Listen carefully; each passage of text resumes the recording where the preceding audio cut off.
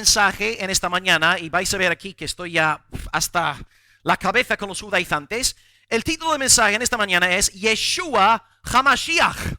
Yeshua HaMashiach. Ya veis que estoy ya harto de los judaizantes. Si no sabéis cómo deletrear Yeshua HaMashiach, podéis luego preguntar a Benny y él estará encantado de enseñaros cómo se deletrea el título.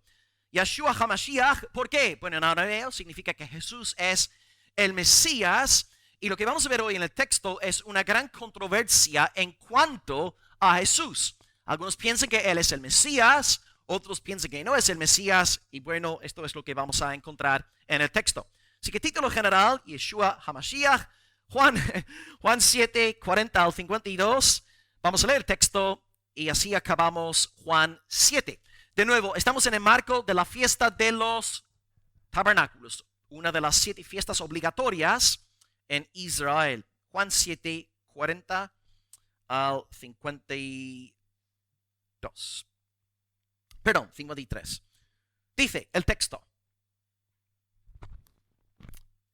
Entonces, ¿os acordáis de la semana pasada? Si alguno tiene sed, venga a mí y beba, y de su interior correrán ríos de agua viva. Jesús está dándose a conocer como el cumplimiento de la fiesta. Él es la roca de la cual brotan las aguas divinas. Después de Jesús decir esto, versículo 40, entonces, luego, después, algunos de la multitud, oyendo estas palabras, decían, verdaderamente este es el profeta. Otros decían, este es el Mesías, el Cristo, el Mesías. Pero algunos decían, de Galilea ha de venir el Cristo. ¿No dice la Escritura que del linaje de David y de la aldea de Belén, de donde era David, ha de venir el Cristo? Hubo entonces disensión entre la gente a causa de él. Y algunos de ellos querían prenderle, pero ninguno le echó mano. Los alguaciles vinieron a los principales sacerdotes y a los fariseos, y estos les dijeron, ¿por qué no le habéis traído? Los alguaciles respondieron, jamás hombre alguno ha hablado como este hombre. Entonces los fariseos les respondieron, ¿también vosotros habéis sido engañados? ¿Acaso ha creído en él alguno de los gobernantes o de los fariseos? Mas esta gente que no sabe la ley, maldita es. Les dijo Nicodemo, el que vino a Jesús de noche, el cual era uno de ellos, es decir, Nicodemo era un fariseo, ¿juzga acaso nuestra ley a un hombre si primero no le oye y sabe lo que ha hecho? Y respondieron y le dijeron a Nicodemo, ¿eres tú también Galileo? Escudriña y ve que de Galilea nunca se ha levantado profeta, y cada uno se fue a su casa. Hasta ahí la lectura de la palabra del Señor. Ok, iglesia, seguimos en el marco de la fiesta. La fiesta de los tabernáculos. No voy a deciros la respuesta a esta pregunta, porque lleváis aquí varias semanas conmigo en Juan 7, ¿qué conmemoraban los judíos en esta fiesta? ¿Por qué celebraban la fiesta de los tabernáculos? Una respuesta, por favor. ¿Ah? Ok, daban gracias a Dios por lo recogido en la cosecha y oraban por el siguiente año agrícola, bien. Ok, número 1, gracias Señor por la cosecha. Y razón número 2, recordatorio estaban en el desierto. ¿Y qué dio Dios a Israel estando Israel en el desierto? Agua de la roca, Éxodo capítulo 17. Entonces la roca da agua viva. Jesús dice, yo doy agua viva, yo soy la roca, yo soy el cumplimiento de la fiesta de los tabernáculos. Así que muy bien, hermanos.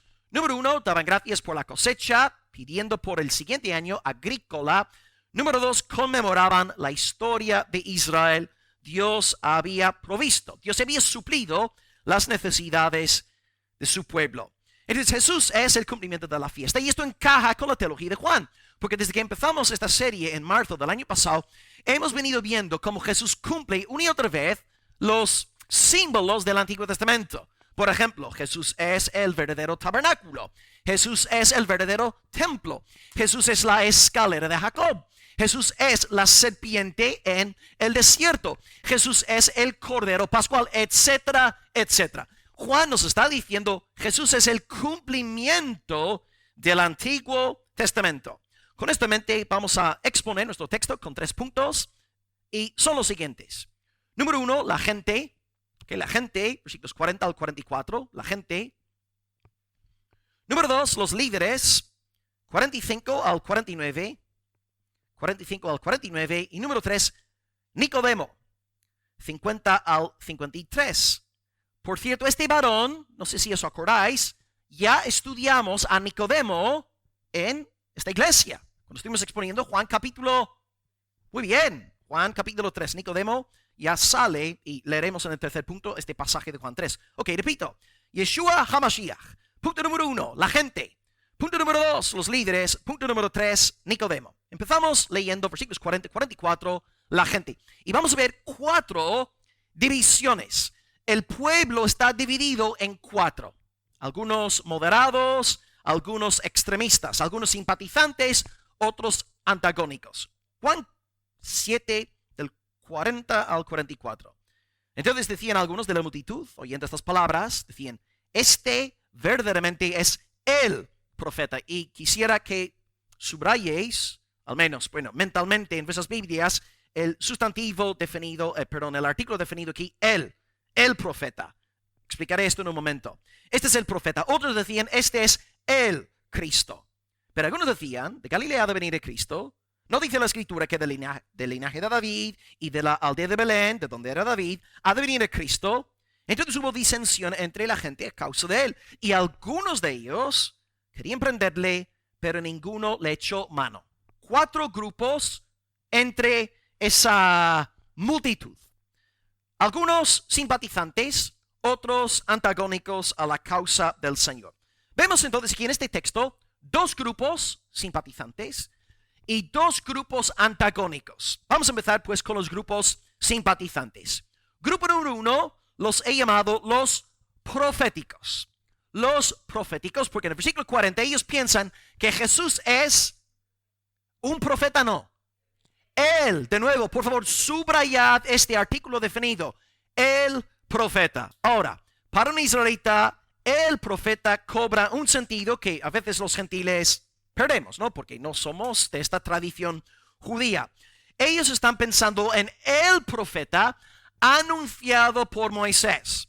Moisés dio una profecía de un gran profeta que Dios iba a levantar y todo el pueblo, salvo de Dios, iba a hacer caso a este profeta. Esta profecía, si queréis apuntarla, se encuentra en Deuteronomio capítulo 18 y sale 2 veces. En versículos 15 y 18 sale 2 veces la profecía. Leo la profecía textualmente. Dice, profeta de medio de ti, de tus hermanos, como yo, te levantará el Señor Dios.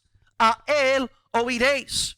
Profeta les levantaré de medio de sus hermanos como tú, Moisés, y pondré mis palabras en su boca, y él les hablará todo lo que yo le mandaré. Según el Pentateuco, según la Torá, Dios iba a levantar un profeta. Y este profeta, según el texto, todo el pueblo de Dios iba a hacer caso a ese profeta. Llega el Nuevo Testamento y cuando estudiamos las predicaciones de la primera iglesia, los primeros predicadores de la iglesia dicen que esta profecía de Moisés se cumple en Jesucristo, no en Juan Bautista, no en Malaquías, en el Señor Jesucristo. Algunos ejemplos. Hechos capítulo 3, Pedro está predicando en el templo, en el pórtico de Salomón, el lugar concreto, y él dice que Jesús es el profeta anunciado por Moisés. Hechos 3, 22. Luego en la oración el otro día, vimos al primer mártir de la iglesia, su nombre es Esteban, y si estudiáis el sermón de Esteban en Hechos 7, es un capítulo largo, en el versículo 37 nos dice lo mismo que Pedro. Aquel profeta era Jesucristo. Interesantemente, un tercer ejemplo sería el capítulo anterior a este. Estamos en Juan 7, y cuando Jesús alimentó a los 5,000, la gente se quedó impactada ante el milagro, y decían en Juan 6:14, este verdaderamente es el profeta que había de venir al mundo. La diferencia entre Juan 6 y Juan 7 es que en Juan 6 están en Galilea, Juan 7 están en Jerusalén. En Juan 6 se quedan impactados por las acciones de Jesús.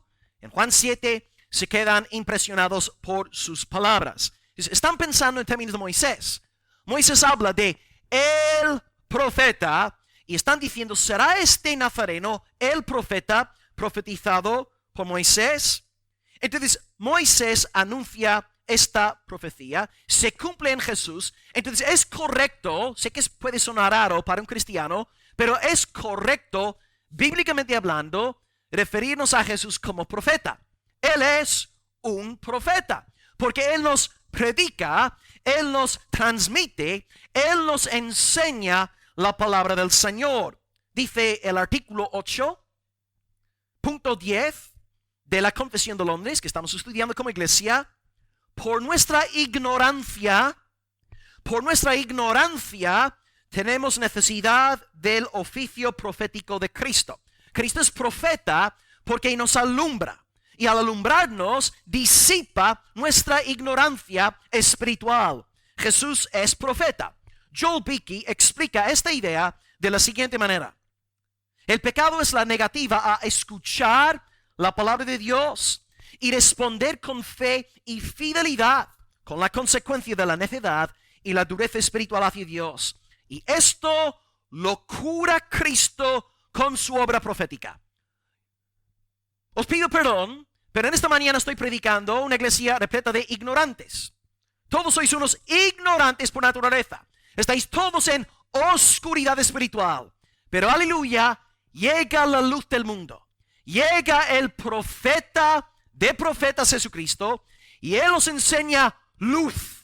Él os ilumina a través de su doctrina y ahora vosotros veis. Antes siendo ignorantes, esclavos de las tinieblas, ahora veis porque Cristo ha curado vuestra ceguera espiritual. Gloria a Dios, amén. Así que Jesús es profeta, pero por favor no me malinterpretéis. No estoy diciendo que Jesucristo sea únicamente un profeta. Él es mucho más que un profeta. De hecho, Él es el profeta de profetas. Porque cuando viene Jeremías, cuando viene Isaías, cuando viene Malaquías a predicarnos, nos dicen, así ha dicho el Señor. La palabra del Señor vino a mí diciendo, pero cuando Jesucristo predica, Él no dice, así ha dicho el Señor, vino la palabra de Dios a mí. Jesús dice, de cierto, yo os digo. ¿Cómo puede hablar así? Porque Él es el profeta de profetas. ¿Y cómo es esto, hermano? Porque Jesús no solamente anuncia, predica, comparte la palabra de Dios. Jesucristo es la palabra de Dios. En el principio era el verbo, era la palabra, y la palabra era con Dios, y la palabra era Dios. Iglesia, Cristo es profeta, amén, pero es el profeta de profetas, porque Él es la palabra del Señor, aleluya, amén. Él es el profeta. Aquí tenemos los proféticos. Están pensando, Él será el cumplimiento de lo que dijo Moisés. Grupo número 2, versículo 41, este grupo los llamo los mesiánicos. Tenemos los proféticos, ahora los mesiánicos. Dicen, este es el Cristo.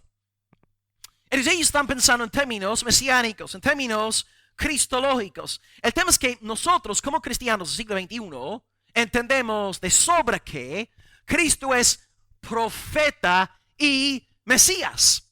Pero en el judaísmo del primer siglo, como no había tanta luz espiritual, no tenían estas cosas claras. Por tanto, algunos pensaban que iba a haber un profeta levantado por Dios y que Dios luego iba a levantar un Cristo. La diferencia sería que el profeta iba a enseñar doctrina, alumbrarnos intelectualmente, mientras que el Cristo sería como un guerrero militar, aplastando a los romanos, derramando sangre gentil. Entonces, en el judaísmo del primer siglo, ellos no tenían la luz que nosotros tenemos tocante al cumplimiento doble de esta profecía en una sola persona. Por ejemplo, si os fijáis en Juan 1, cuando lo estudiamos hace tiempo, versículo 25, los judíos preguntan a Juan el Bautista, ¿por qué bautizas tú si no eres el Cristo ni el profeta? ¿Veis? No están pensando como nosotros. Porque yo te digo que Jesucristo es el profeta de profetas, vosotros decís, amén. Y yo os digo, Jesucristo es el Mesías, vosotros decís, amén. Pero los judíos no tenían esta claridad que nosotros tenemos. Y por eso algunos veían en Jesús el Mesías. Aquí de nuevo están pensando en las escrituras del Antiguo Testamento. ¿Qué pasaje podríamos aquí citar para apelar a esta idea? Bueno, podéis apuntar 2 de Samuel 7. 2 de Samuel 7, el texto de mi ordenación, cuando Pedro Blois predicó, ¿verdad? 2 de Samuel 7, versículos 12 al 13. Dice la palabra del Señor. Dios está hablando con David. Yo levantaré después de ti a uno de tu linaje, el cual procederá de tus entrañas, y yo afirmaré su reino. Él edificará casa en mi nombre, y yo afirmaré para siempre el trono de su reino. Alguien podría pensar que aquella profecía se cumplía en Salomón, pero aquella persona estaría equivocada, porque el texto nos habla de un reino eterno. El reino de Salomón duró 40 años, y después de su muerte, el reino se dividió en dos por toda la apostasía y la fornicación del rey Salomón. Pero hubo un hijo de David que Dios sí ungió con poder, y Dios dio a este hijo de David, según la carne, un reino eterno. No se llama Salomón, es uno mayor que Salomón, y su nombre, amada iglesia, es Jesucristo. Por tanto, Jesucristo es el hijo de David. Hijo de David y Mesías son sinónimos. ¿Os acordáis, hombres? El otro día Antonio nos cantó. ¿Dónde está Antonio? No está aquí hoy en esta mañana, ¿no? Antonio nos cantó en la reunión de hombres el martes por la tarde. Tiene una voz de ángel, hermanos, impresionante. Por favor, Eva, pide a tu marido que nos saque un disco. Y le pregunto a Antonio, bueno, la pregunta fue, ¿qué decía Bartimeo cuando se enteró de que Jesús pasaba por ahí? ¿Y alguien se acuerda de la canción de Jimmy Maya? ¿Qué decía Bartimeo? Jesús, hijo de David, ten misericordia de mí. Y los que iban adelante le reprendían para que, ya sé, Jesús, hijo de David. Está diciendo, Jesús es el Mesías. Y otro ejemplo también muy famoso, y hay una canción también que tenemos en la iglesia, cuando Jesús entra en el asno, en Domingo de Ramos, en Jerusalén, ¿qué dice la multitud? Hosanna, hijo de David. ¿Veis, hermanos? Hijo de David, Mesías.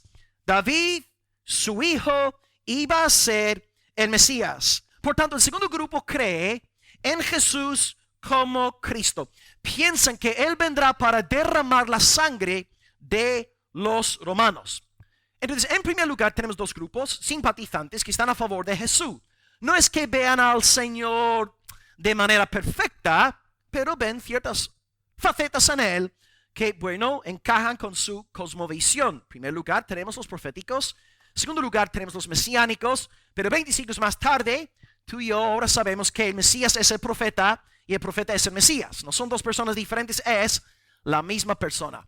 Ahora, lamentablemente, no solamente tenemos dos grupos simpatizantes. Hay dos grupos antagónicos. Un grupo más moderado y otro más extremo. El primer grupo, el tercero en esta lista, sería el grupo de los ignorantes. Los ignorantes. Ellos lanzan una pregunta un tanto, graciosa, ¿no? En el versículo 41, un cristiano lee esta pregunta y, se ríe por la ironía. Los ignorantes dicen que Jesús no puede ser el Mesías. En el versículo 41, de Galilea ha de venir el Cristo. No dice la Escritura que del linaje de David y de la aldea de Belén, de donde era David, ha de venir el Cristo. Un cristiano se ríe al leer esta pregunta, porque el cristiano sabe que Jesús nació en Belén. Jesús no era Galileo. Ok, vivió en Galilea, pero no era Galileo. Es como decir que yo soy almeriense. Aunque yo tuviera 150 años viviendo aquí en Almería, lo siento, soy británico. Soy británico. Ok, uno puede decir, lleva muchos años en Almería, pero llevar muchos años en Almería no me convierte en almeriense. Jesús sí, es verdad, pasó la mayoría de su vida en Galilea, pero no era Galileo.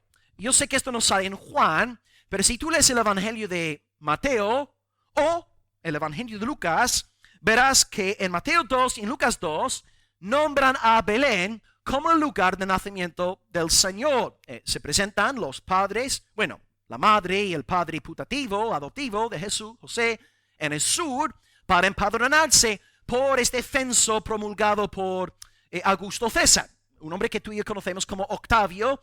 Y María, al presentarse por el tema del empadronamiento, estaba como Ágata, ¿no? Bien embarazada, y estando ahí en el sur, ¡pup!, salió el regalito, nació el niño Jesús. Entonces, Jesús nació en Belén, y después de él nacer, sabéis que Herodes quería matarlo, y él preguntó a los sabios, a los teólogos, ¿dónde nacerá este que es llamado el rey de los judíos? Porque habían visto una estrella y los magos decían que era el rey de los judíos.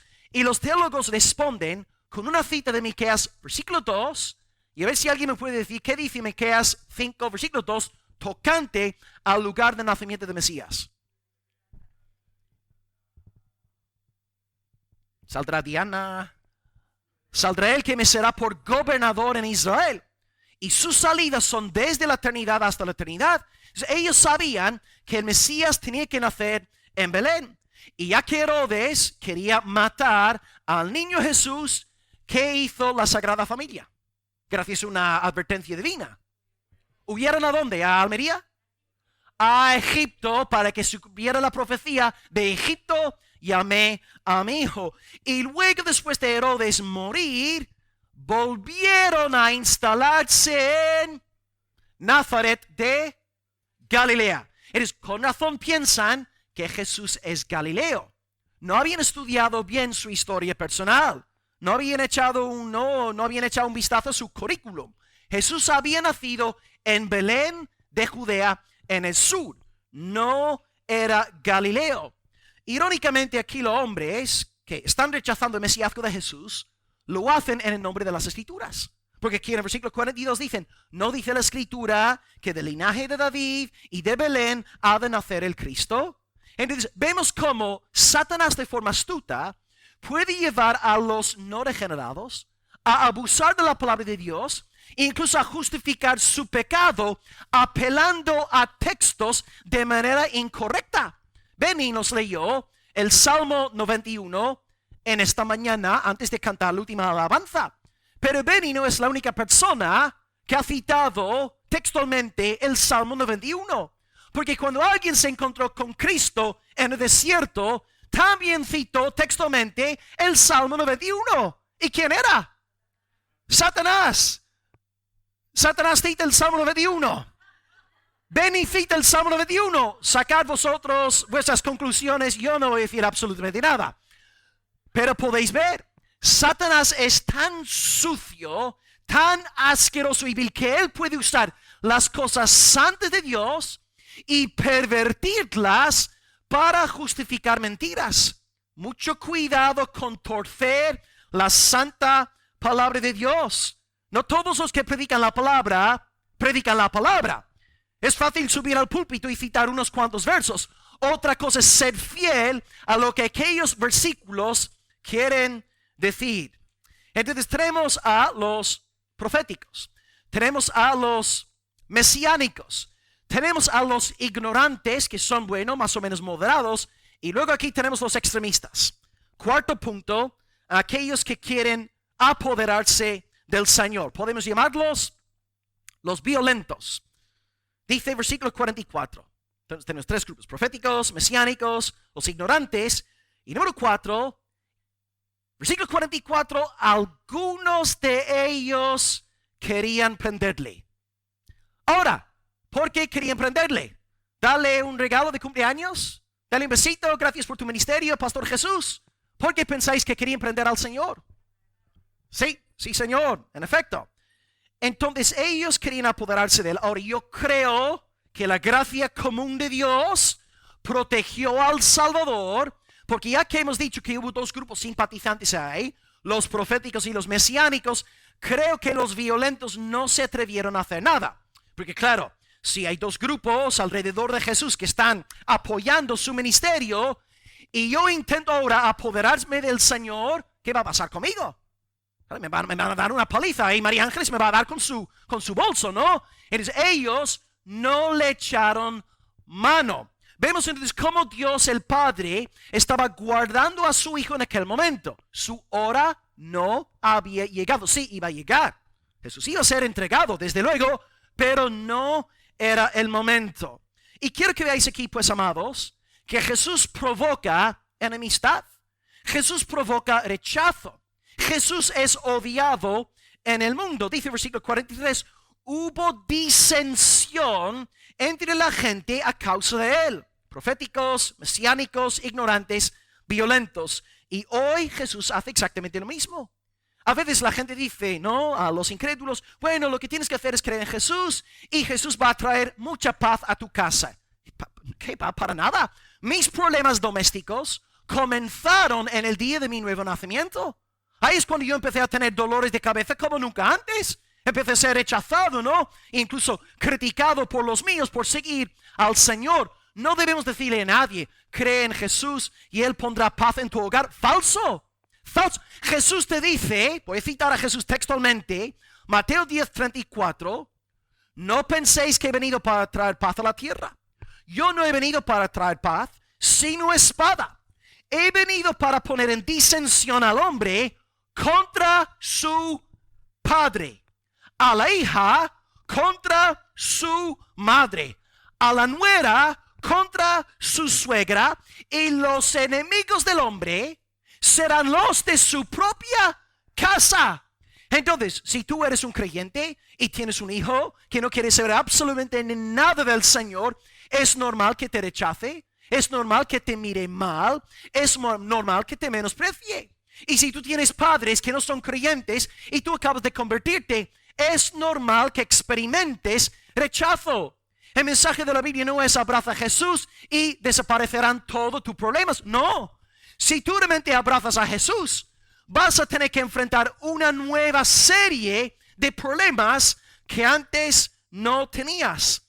Jesús produce este efecto. Y si tú decides, pues, por el amor de la paz de tu hogar, apartarte del Señor, no tiene nada que ver con la iglesia, te leo un texto solemne. Mateo 10:37.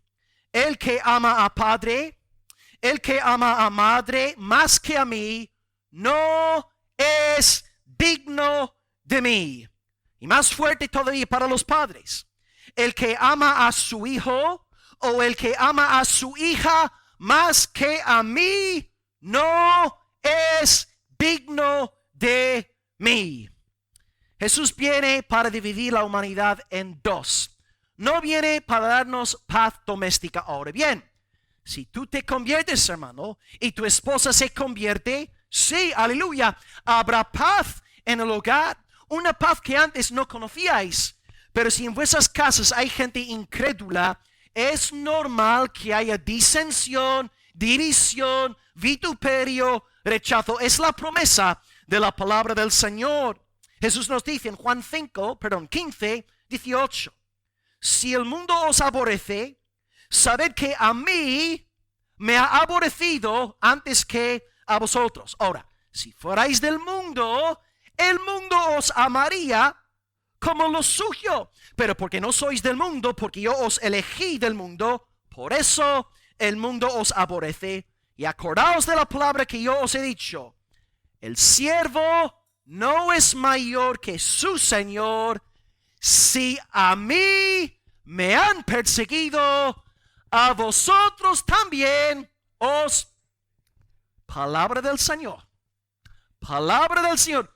De tal manera amó Dios al mundo. Palabra del Señor. Si a mí me han perseguido, a vosotros también os perseguirán. Palabra del Señor.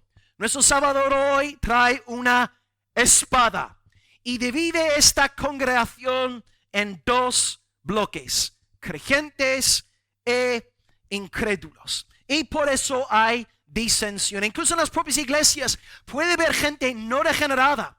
Y luego cuando la palabra está siendo expuesta, la santidad de Dios está siendo exhibida, los que no son creyentes acaban montando pollos en la iglesia, divisiones en la iglesia. No es nuevo esto, hermanos. Esto ya pasó en el primer siglo.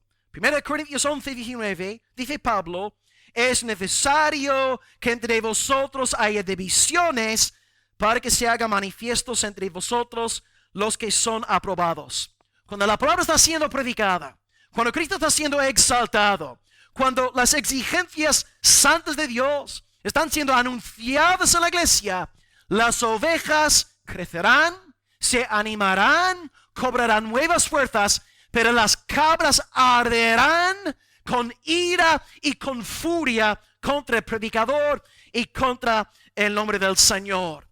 Bien dijo el predicador J.C. Reel a finales del siglo XIX.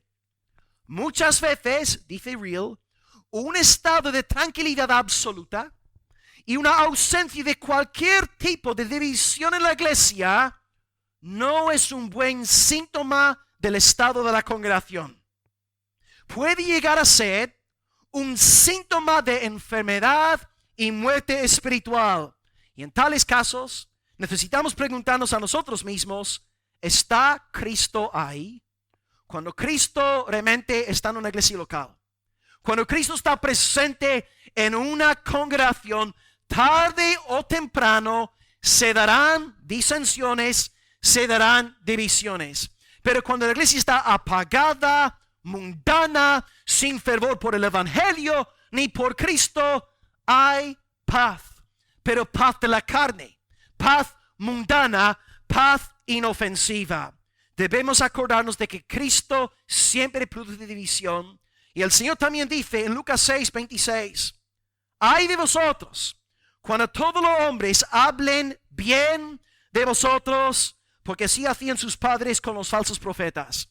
Mi deber, al subir al púlpito, no es hablar para que vosotros os quedéis maravillados ante mi conocimiento y luego después del culto me digáis, oh pastor, qué sermón más increíble, oh se nota que has estudiado la palabra, oh eres un hombre maravilloso. No, mi predicación, si va a ser fiel a la palabra, producirá enemistad, producirá rechazo y tarde o temprano el vocero de Dios va a ser denunciado, criticado y le van a llamar de todo. Y cuando estas críticas se desatan, hay que decir, aleluya, gloria a Dios. Es la señal de que el pastor está haciendo algo bien, está haciendo algo correctamente.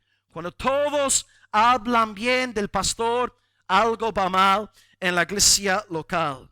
Así que, amados, aquí tenemos 4 grupos, todos con su cosmovisión, pero por encima de todo, la soberanía de Dios, nadie le echó mano. Dios estaba guardando a su Hijo para la hora futura. Para acabar pues este primer punto, sé que hemos estudiado 4 grupos, pero ahora quisiera involucraros a vosotros en este texto. Todos vosotros aquí estáis en una relación personal con Jesucristo. Hay 2 grupos aquí, no hay 4 grupos, hay 2 grupos aquí. Por un lado está el grupo de los creyentes. Amáis a Jesús, Él es vuestro profeta, Él es vuestro Cristo, Él es el Hijo de David, Él es el Hijo de Dios. Amáis al Señor, abrazáis a Cristo, atesoráis al Señor. Él es vuestra delicia y vosotros tenéis la promesa de vida eterna. Pero hay otro grupo entre nosotros. Algunos sois más moderados, otros sois más extremistas, pero no sois de la fe. Y vosotros, por más majos, por más simpáticos, por más años que llevéis aquí sentados en la iglesia local, sois enemigos de Dios, sois adversarios de su reino, y la ira de Dios actualmente reposa sobre vuestras vidas. Y os pasará lo que hemos leído en el Salmo 94 al empezar hoy el culto. La ira de Dios se acercará. La ira de Dios ha tomado nota de tu rebeldía, de tu dureza de corazón, y marca, puedes estar 100% seguro de que grande será tu destrucción. Y esta realidad se aplica no solamente en nuestra congregación, en todo el país de España, en todo el mundo hay dos grupos. No es o blanco o negro, o hombre o mujer, o judío o gentil. Es o de Cristo o en contra de Cristo. Y los que son de Cristo tienen vida eterna, y los que no son de Cristo son herederos de la ira de Dios. Por tanto, si no sois de Cristo, buscad reconciliación hoy con el Padre en el nombre de Jesús. Y que sepáis que hay poder sin igual poder en la sangre que el Señor virtió. Y esta sangre fue derramada por el más vil de los pecadores. Cristo no salva a gente buena, no salva a gente religiosa. Él salva a gente mala, malísima, corrupta, que ha perdido toda su fe en sí mismas y ha depositado toda su confianza únicamente en la sangre del Calvario. Creed en Cristo, confiad en Cristo y sed salvos para la gloria de Dios. Aleluya, amén. Bien, santos, pues nos vemos en el texto porque toda la humanidad está dividida en dos grupos. Y ahora vamos a entrar en el segundo punto, los líderes. Está el pueblo, 4 grupos, y ahora, versículos 45 al 49, ahora las autoridades religiosas. Versículos 45 al 49. Dicen, los alguaciles, sinónimo, por favor, de alguacil. Ok, guardia, muy bien, guardias del templo. Los alguaciles vinieron a los principales sacerdotes, saduceos, y a los fariseos, y estos les dijeron, ¿por qué no le habéis traído? ¿Traído a quién? Jesús. Los alguaciles respondieron, jamás hombre alguno ha hablado como este hombre. Entonces los fariseos les respondieron, ¿también vosotros habéis sido engañados? ¿Acaso ha creído en él alguno de los gobernantes o de los fariseos? Mas esta gente que no sabe la ley, maldita es. Están ahí hablando de esta multitud que estaba dividida. Están diciendo que esos de la multitud son malditos, no conocen la ley. Perdón, Nicodemo no voy a tocar todavía. Bueno, ahí está el tema de los líderes. Bien, los extremistas no consiguen tocar a Jesús, no le echan mano porque Dios está guardando. Pero hubo otro grupo ahí que fue enviado por tanto los saduceos como los fariseos, un grupo conocido como los alguaciles. Ellos trabajaban como los guardias del templo. Ellos, por cierto, eran levitas. Tú, para poder servir como un soldado, por así decirlo, del templo, tú tenías que ser de la familia de Aarón y ser levita. Ahora, dicen, no nos apoderamos de él porque nadie ha hablado como este hombre. ¿Cómo interpretamos esta frase? Hay dos posibles interpretaciones. Yo tiendo más bien hacia la segunda, pero os hago saber las dos en esta mañana. Interpretación número 1. Cuando dicen que nadie jamás ha hablado como este hombre, están aludiendo a la forma de Jesús de predicar. Porque claro, Jesús alza la voz. Jesús no predicaba susurrando. Jesús, cuando predicaba, hermanos, tenía fuego. Era un predicador pentecostal, hermanos. Él predicaba la palabra con denuedo, con valentía y con fuego del Espíritu Santo de Dios. Entonces, a lo mejor los levitas, acostumbrados a una predicación monótona, aburrida, como muchos de vosotros, ¿no? Que habéis estado en la iglesia católica, sube el cura al púlpito y estáis ahí dormidos, ¿no? De repente estáis toda la vida acostumbrados a esto. Y luego salís al templo, está ahí este predicador nazareno. ¡Bum, bum, bum, bum, bum! ¡Wow! Nadie jamás ha hablado como este hombre. Y los predicadores así nos llaman la atención. Entonces la primera interpretación sería, no pudimos arrestar a este hombre porque, wow, hablaba con una fuerza, un denuedo, un poder que nunca habíamos experimentado. Esta sería la primera interpretación entre los eruditos. El otro punto, la otra forma de interpretar sería que están hablando del contenido de la predicación de Jesús. La primera interpretación, dicen, nadie ha hablado como él en el sentido que tiene fuego, Este hombre es wow, y se impone a la hora de predicar.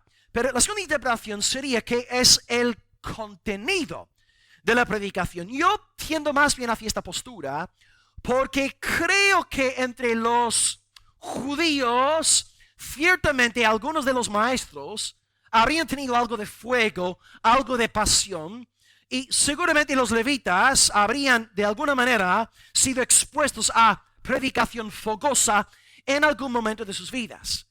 Pero lo que nunca hubieran oído es lo que Jesús está predicando en nuestro texto de Juan. Porque aquí tenemos un varón, treintañero, Galileo, por crianza, pero nacido en el sur. Y aquí tenemos un varón treintañero, predicador itinerante, que te está diciendo, yo soy la roca de Moisés. Si alguno tiene sed, no es si alguno tiene sed, venga al templo y beba del agua del recipiente de los sacerdotes. No. Si alguno tiene sed, venga a mí y beba. Y tú dices, pero madre mía, este treintañero, este mocoso que no sabe nada, ¿cómo puede predicar estas cosas? Y yo creo que los levitas están diciendo, nadie jamás ha predicado como este hombre. Y luego Jesús, es más, se da a conocer como el objeto de la fe. Él dice, el que cree en mí, como dice la Escritura, de su interior correrán ríos de agua viva. Hermanos, yo soy predicador de la palabra. Yo soy profeta, entre comillas, en el sentido de que transmito, comunico la palabra de Dios. Pero yo no puedo darme a conocer como el objeto de vuestra fe, porque yo estaría deificándome a mí mismo. Yo no soy el objeto de la fe. El único objeto de la fe es el Señor Dios Todopoderoso. Y ahora Jesús nos dice, el que cree en mí, de su interior correrán ríos de agua viva. Y los levitas están ahí pensando, ¿qué? Acaba de verdad le habrá entendido bien. Paco, ¿qué ha dicho este joven de Nazaret? ¿De verdad ha dicho lo que yo creo que él ha dicho? Y en este sentido, como nadie jamás ha hablado de esta manera, dicen a los sacerdotes y a los fariseos, no pudimos prenderle. Nadie ha hablado, nadie ha enseñado como este hombre. Así que yo entiendo que la segunda interpretación tiene más sentido, pero puede ser también la primera. Hay cada uno. Pero independientemente de la interpretación correcta, vuelvo a la realidad que nombré en el primer punto. Jesús no podía ser prendido sin el permiso de la soberanía de Dios. Pueden haber ahí enemigos al lado de Jesús, oliéndole el aliento, viendo los pelos de su barba, pero estos enemigos no pueden hacerle nada a Jesús a no ser que Dios el Padre dé permiso. Satanás, antes de azotar a Job, y hemos cantado la canción de Job hoy, ¿verdad? Bendito sea el nombre del Señor. Antes de Satanás tocar a Job, ¿qué tuvo que hacer? Ir al Señor. Qué consuelo para el Hijo de Dios. Querido creyente, el diablo no está en el trono del universo. No. Tu Dios, tu Padre, el que te ama, el que te escogió antes de la fundación del mundo, Él está en el trono del universo. Y si Satanás te va a tocar, será únicamente con el permiso de Dios y con el propósito de Dios. Y tu Dios te sostendrá. Él es fiel. Qué consuelo para el creyente. Entonces dicen a los líderes, no pudimos arrestar a este hombre. Nadie jamás ha hablado como él. Sus formas, su contenido, no lo podemos saber a ciencia cierta, pero esta es la respuesta. Y ahora los líderes empiezan a meterse con los levitas. Versículo 47. ¿Vosotros también habéis sido engañados? Entonces están pensando, ellos también creen en Jesús como profeta, como Mesías. 48. Otra pregunta. ¿Acaso ha creído en Jesús alguno de los gobernantes o de los fariseos? ¿Veis aquí la prepotencia de la pregunta? En vez de ellos apelar a la Escritura, ellos colocan todo su enfoque en la autoridad religiosa. Dicen, no podéis creer en Jesús porque las autoridades religiosas no creen en Él. Ahora, así no razona un hijo de Dios. Un hijo de Dios te tiene que decir, mira, Will no es el Mesías Porque la Escritura dice en Miqueas 5:2 que el Mesías nacerá en Belén. Habla según la Escritura. Pero aquí vemos hombres que han deificado su sistema religioso y dicen a los levitas, Jesús no puede ser el Mesías porque los doctores de la ley no creen en él. Y esto me hace pensar en la Reforma Protestante. ¿Os acordáis de Martín Lutero? Empieza a entender que la justificación es por la fe en Cristo, y vienen las autoridades católicas diciéndole a Lutero, oye, tú no puedes llevar la razón. 1500 de la historia están en contra de ti. La iglesia, la Santa Madre Iglesia, no cree en lo que tú estás predicando. Por tanto, estás equivocado, Martín. Pero claro, ellos no razonaban a partir de sola Escritura. Lo que tendrían que haber hecho las autoridades católicas en el siglo XVI era preguntarse a sí mismas, ¿está este joven monje agustiniano hablando conforme a la palabra de Dios? Porque si ellos hubieran abierto la Sagrada Escritura en Romanos 5, versículo 1, habrían leído, justificados pues por las obras, por la fe, tenemos paz con Dios por medio de nuestro Señor Jesucristo.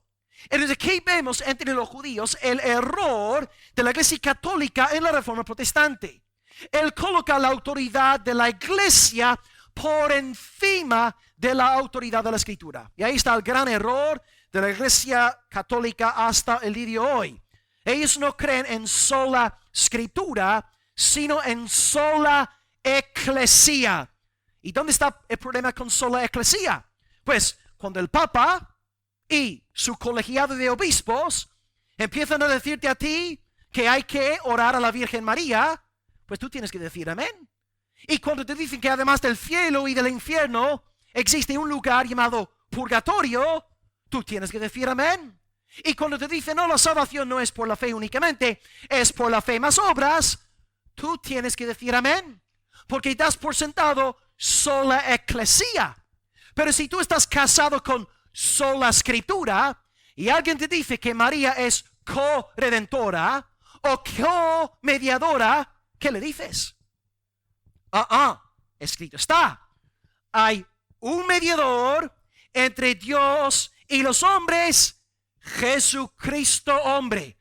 1 Timoteo 2, versículo 5. Te viene hablando del purgatorio, tú le dices, no, porque Jesús nos dice, Mateo 25, 46, estos irán a la ira eterna y estos irán a vida eterna. No hay un tercer lugar. El purgatorio es un mito. No existe, no hay tal cosa. Y si te dice que la salvación es por obras, pues ya hemos citado Romanos 5:1.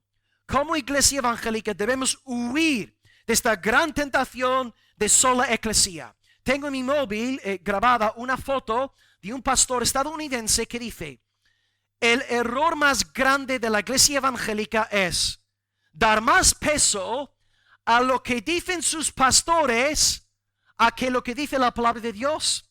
Y claro, te lo dice un pastor, porque claro, si os predico la palabra y hablo conforme a la palabra, hacéis bien en decir amén. Porque yo fui ordenado al ministerio para predicar la palabra.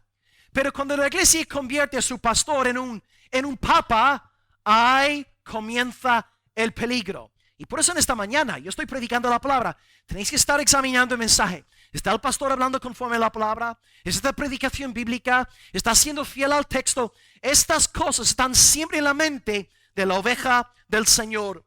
No convirtamos la autoridad religiosa en una fuente de poder más alta que la Sagrada Escritura. Los fariseos hablan mal. Los sacerdotes hablan mal. En vez de decir Jesús no puede ser el Mesías porque las autoridades no creen en él, tendrían que haber apelado a la Escritura. Vemos aquí gran soberbia.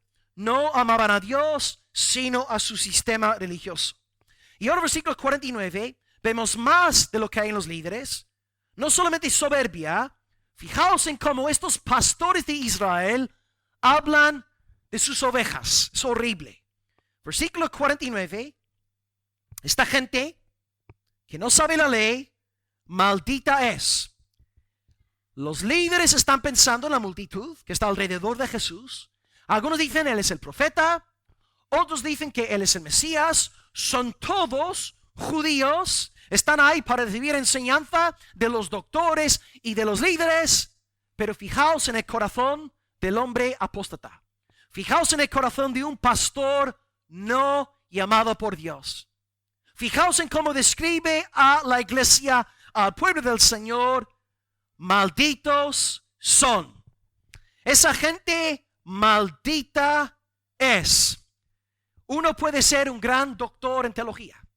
Uno puede estar estudiando toda la vida y yo, como pastor, yo entiendo que hasta que no esté en la tumba, es mi deber estar en constante formación para dar una buena palabra a la iglesia local, para no equivocarme, para ofreceros buena hierba, para yo ser un obrero fiel que no tiene de qué avergonzarse. Creo en el estudio, creo en la sana doctrina, creo en la teología de la Reforma protestante, amén. Pero si uno va a ser un pastor de la iglesia de Dios, hace falta algo más que doctrina. La doctrina es esencial, no me malinterpretéis. No estoy diciendo ahora tengo que predicar sobre mis sentimientos y experiencias. No, hay que predicar la palabra, pero hace falta algo más. Algo que no vemos en este texto. No vemos amor por la iglesia de Dios. Esa gente maldita es. ¿Y acaso no es así en la iglesia? Conocemos a personas así, no solamente pastores, personas que no soportan a los hermanos de la iglesia, que odian a sus hermanos, que están toda la semana criticando, maldiciendo, hablando mal, pensando mal de todo el mundo. Esta tentación es fuerte en aquellos que somos de otros países, que tenemos otra tradición eclesial. Nuestra iglesia hace las cosas de otra manera. Venimos a un nuevo contexto, vemos una nueva iglesia y empezamos a criticar, a hablar mal. Esto también puede pasar con vosotros, que habéis estado en otras iglesias aquí en España antes de congregaros aquí, y nace ese espíritu de quejarse, de murmurar, de no aguantarnos los unos a los otros. Puede haber entre nosotros una gran falta de amor. Y aquí tenemos que tener mucho cuidado como iglesia. Hacemos mucho hincapié en la palabra, en la sana doctrina, amén, aleluya. Pero necesitamos la llenura del Espíritu de Dios a fin de que haya verdadero amor entre nosotros. Entonces te pregunto, ¿estás tú orando por los hermanos de esta iglesia entre semana? ¿De verdad amas a los hermanos de tu iglesia local? ¿O cuando sacas la lista de oración de nuestra iglesia, la lista de membresía, lo único que sueltas de la boca es palabras de maldición, hablando mal, ¿no? De Jessica, de Nico y Sandra es eso y Paco es lo otro y Trini no la aguanto, no la quiero ver. ¿Cómo es tu corazón? ¿Tienes verdadero amor hacia la iglesia? ¿O vienes a la iglesia pensándote, no, el gran inquisidor y todo tiene que estar conforme a tu imagen y tu semejanza?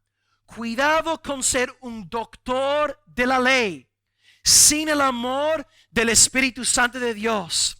Y si tú amas a la iglesia, muchas veces vas a dejar ciertas situaciones pasar por desapercibidas porque sabes que si tomas alguna medida, simplemente tu ego, es tu carne, es tu propio yo queriendo imponerse.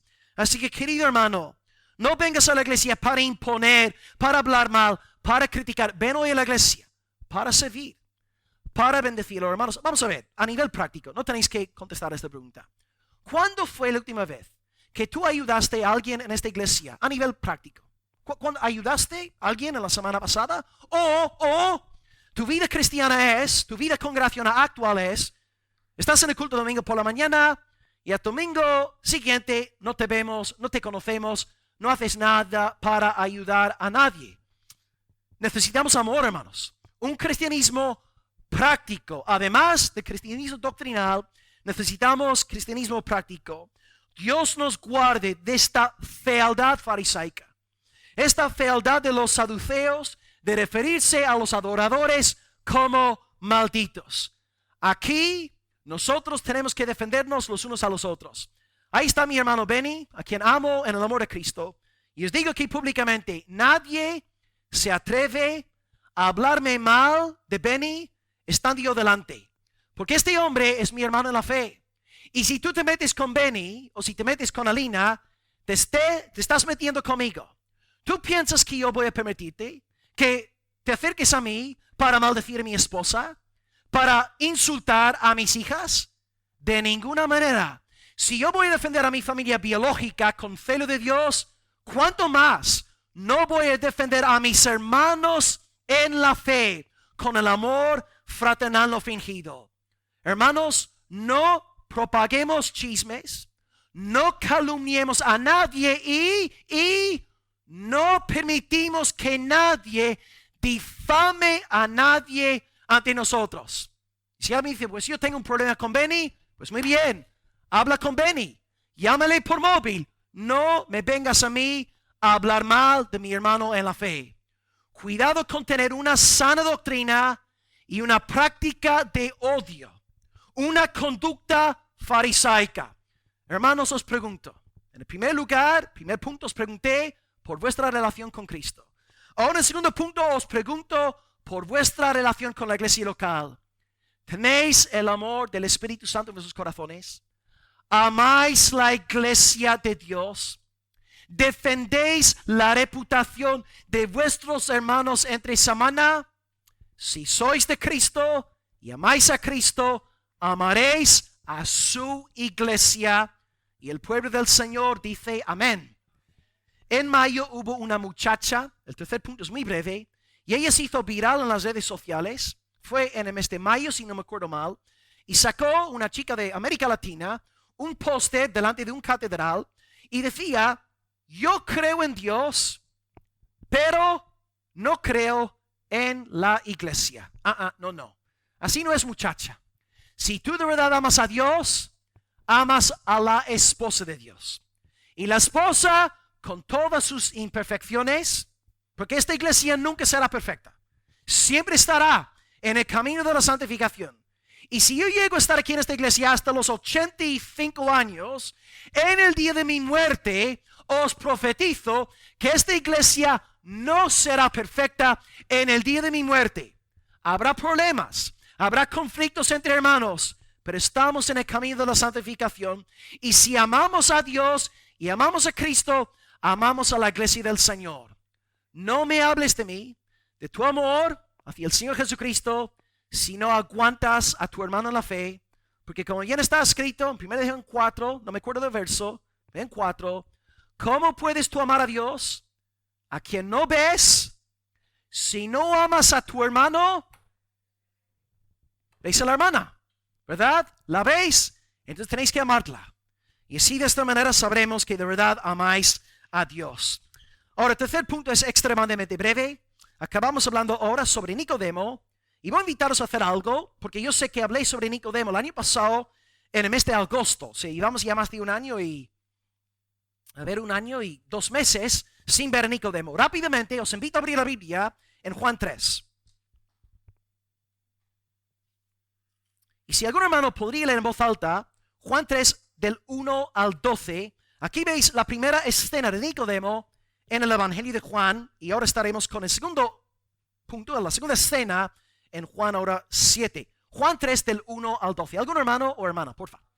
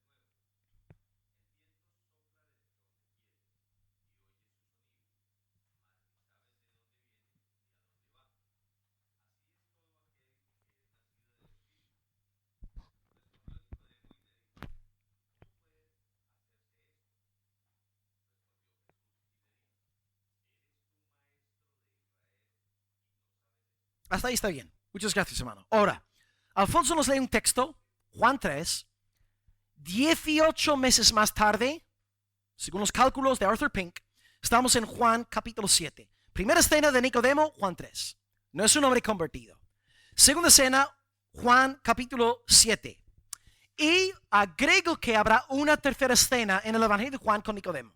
Se encuentra, por si os está interés, en Juan 19, 39. Y él ayuda en el tema del entierro del Señor Jesús. Según la historia de la iglesia, Nicodemo llegó a convertirse a la fe cristiana, fue bautizado por los apóstoles Pedro y Juan en Jerusalén y luego tuvo que huir de la santa ciudad por cuestiones de persecución. Claro, normal, siendo un destacado fariseo, se convierte. Esto habría causado un escándalo en Jerusalén. Estamos aquí con la segunda escena del Evangelio de Juan y dice los versos que tenemos ahora en el 7, hablando sobre él, del 50 al 52. 18 meses después, les dijo Nicodemo, el que vino a él de noche, ahí está Juan aludiendo al capítulo 3, el cual era un fariseo: ¿juzga acaso nuestra ley a un hombre si primero no le oye y sabe lo que ha hecho? Respondieron y le dijeron: ¿eres tú también Galileo? Es decir, ¿eres tú también seguidor de Jesús? Escudriña y ve que de Galilea nunca se ha levantado profeta. Y cada uno se fue a su casa. Ok. Los fariseos, los saduceos están diciendo: Jesús no puede ser el Mesías porque las autoridades religiosas no lo reconocen como tal. Sola eclesía. Nicodemo, sin embargo, no se fundamenta en una tradición religiosa. Nicodemo cita la Escritura. Él dice, versículo 51, ¿juzga acaso nuestra ley a un hombre si primero no le oye y sabe lo que ha hecho? Los romanos tenían el mismo principio. Si queréis una prueba, Romanos, esto sale en Hechos 25, 16, donde Pablo explica que los romanos primeramente juzgan antes de condenar. Y esto es justo. No es justo condenar a una persona sin primeramente estudiar el caso, ¿no? Por ejemplo, hoy mismo, ¿no? Salió la noticia de que el obispo de Almería ha tenido que suspender a un sacerdote por tener conversaciones inapropiadas con una menor de edad. Y ahora se ha abierto una investigación y antes de tomar medidas contra aquel cura, están investigando. Entonces hay primeramente una investigación, hay un juicio antes de la condenación. Esto es justo. Entonces Nicodemo podría estar pensando en Deuteronomio 1, versículo 16. Hay muchos otros textos que dicen cosas parecidas, pero dice el pasaje: yo, el Señor, mandé a vuestros jueces diciendo: oíd entre vuestros hermanos y juzgad justamente entre el hombre y su hermano. Básicamente la idea es: no condenes a nadie sin primeramente haber juzgado el caso justamente. Vemos entonces que Nicodemo cita la palabra de Dios, cita la Escritura. Algunos quieren condenar al Señor apelando a sola eclesía. Nicodemo, siendo fariseo, cita la Escritura. Y uno pensaría pues que los fariseos le dirían a Nicodemo: pues bien hecho. Amén. En efecto, hermano Nicodemo, usted ha citado el Pentateuco. Excelente. Pedimos disculpas por nosotros fundamentarnos en sola eclesía. Usted ha hecho bien en citar la Biblia. ¿Así reaccionan las autoridades? ¿Qué va? Reaccionan, según el texto, con un insulto, con un ataque ad hominem contra la persona de Nicodemo. Le dicen: ¿acaso eres tú un Galileo? O sea, Nicodemo está haciendo lo que un fariseo tendría que hacer. Está citando la autoridad de la palabra de Dios. Está diciendo: no debemos juzgar a Nazareno sin primeramente investigar y estudiar bien el caso. Él se fundamenta en la Escritura y los fariseos, los guardianes de la Escritura, condenan a Nicodemo por hacer lo que ellos tendrían que estar haciendo. ¿Veis una vez más el engaño de Satanás? Un simple ataque ad hominem. Y esto nos pasa a nosotros que somos creyentes. Predicamos la palabra de Dios y como la gente no está interesada en la verdad, no quiere saber nada de la Escritura, responden con ataques ad hominem. Vosotros los evangelistas sois unos homófobos, sois unos pedófilos. De hecho, uno me dijo esta semana, decía en un post que Facebook y YouTube no son iglesias, tenéis que congregaros. Y alguien me dijo, no, hay que vosotros los pastores siempre estáis robando los diezmos, ¿no? Y claro, con gente así no puedes ni siquiera argumentar, porque digas lo que digas, no están interesados en la verdad de la palabra. No debes echar tus perlas a los cerdos. Pero esto es lo que pasa cuando alguien no tiene interés en la verdad de la palabra del Señor. Simplemente inventan acusaciones huecas y las lanzan. Entonces, claro, ¿no? Lo que he dicho hoy es verdad que pueden haber pastores abusadores que están robando los diezmos de la iglesia, pero esto no quiere decir que todos los pastores estén metidos en eso. Ellos responden con un ataque ad hominem y además usan un argumento erróneo. Hay dos errores en su declaración. Dicen a Nicodemo, versículo 52, escudriña y ve que de Galilea nunca se ha levantado profeta. Dos errores aquí. Error número 1, ellos dan por sentado que Jesús proviene de, y si os acordáis del primer punto, ¿de dónde era Jesús? De Belén en Judea. Jesús no era Galileo. Sí, pasó la mayor parte de su vida ahí, pero no era Galileo, de la misma forma que yo no soy almeriense. Error número 1, piensan que Jesús es Galileo. Error número 2, ellos dicen, ve que de Galilea nunca, de nuevo, podéis subrayar ahí, nunca se ha levantado el profeta. Ahora, esta es la pregunta más difícil para la iglesia. La última pregunta de hoy, ¿se os ocurre el nombre de algún profeta Galileo que está ahí en el Antiguo Testamento? De hecho, 2 de ellos tienen nombres, sus nombres colocados en libros. ¿Alguien sabría nombrarme un profeta Galileo? Y como, a ver, ¿qué tengo aquí? 10 euros. Como robo los diezmos, regalo pues 10 euros.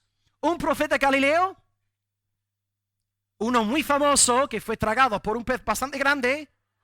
Jonás era de Galilea. Y uno menos conocido, Nahum, también era Galileo. Entonces vemos, hermanos, están los fariseos fuera de sí. Ni siquiera están razonando correctamente, están equivocándose en su interpretación de la Escritura. Y esto es lo que pasa cuando el hombre no quiere someterse a Dios. Incluso cita la Escritura malamente, tuerce la palabra del Señor. Hay 2 profetas eminentes de Galilea, Jonás y Nahum. Jesús no era Galileo, pero aun si lo hubiese sido, Dios podría haber levantado un profeta de Galilea. Entonces, irónicamente, en este pasaje, vemos que algunos en la multitud, al considerar a Jesús como profeta y como Mesías, tenían más luz que las propias autoridades espirituales de Israel. Ellos tenían más conocimiento porque se estaban fundamentando en la palabra. ¿Y acaso no está escrito en el Salmo 19, versículo 7? La palabra del Señor es fiel, que hace sabio al sencillo. Y este versículo me consuela sobremanera. Yo soy pelirrojo, yo soy tontito, hermanos. Yo no soy muy docto, yo no soy muy inteligente. Pero si yo me someto a la enseñanza de la palabra de Dios, yo llego a ser más sabio que el hombre no regenerado más docto del universo.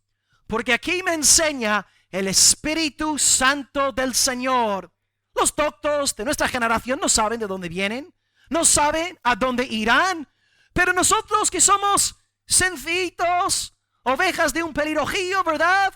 Nosotros tenemos más sabiduría que los doctos del mundo, porque estamos en la palabra del Espíritu Santo de Dios. La palabra hace sabio a los sencillos. Yo no sé si esta verdad te consuela en esta mañana, pero viene como un bálsamo a mi alma en esta mañana. Y por esta razón, pues como iglesia, lo que debemos hacer en estos días es predicar la palabra. Predicar la palabra, da a conocer la palabra, no nuestra sabiduría, no nuestra inteligencia. Prediquemos la palabra de Dios Y como bien decía Pablo a los Corintios, para que vuestra fe no esté fundada en la sabiduría de los hombres, sino en el poder de Dios. 1 Corintios 2:5. Pablo dice esto justificando la razón por la cual predicaba a Cristo crucificado entre ellos. Yo os anuncié a Cristo. Yo os prediqué la palabra y nada más que la palabra, para que vuestra fortaleza esté únicamente en la palabra de Dios. ¿Y por qué, pues, amados, os predico la palabra? Porque os anuncio a Cristo. Porque expongo el texto inspirado por el Espíritu de Dios domingo tras domingo, para que vuestra fe no esté fundamentada en la sabiduría de ningún hombre. Mi deseo, mi oración por cada uno de vosotros, amadas ovejas de Jesucristo, es que vuestra fe esté fundamentada en la roca de sola Escritura, la palabra de Dios que vive y permanece para siempre, porque la hierba se seca, la flor se marchita, pero la palabra del Señor permanece para siempre. Los cielos y la tierra pasarán, pero mis palabras no pasarán. Así ha dicho el Señor. Una iglesia sabia está fundamentada en la palabra de Dios, y la iglesia de Cristo dice amén, aleluya. Repasemos hoy lo aprendido. Hemos visto 3 puntos. En primer lugar, la gente, 4 grupos: proféticos, mesiánicos, ignorantes, extremistas. Y vimos que nadie pudo tocar a Jesús por esa protección divina, la gracia común. Dios no permitirá que nadie acabe contigo antes del momento asignado por el Padre. Número 2, los líderes. Vemos que los líderes son unos soberbios, arrogantes, egocéntricos, sola eclesia.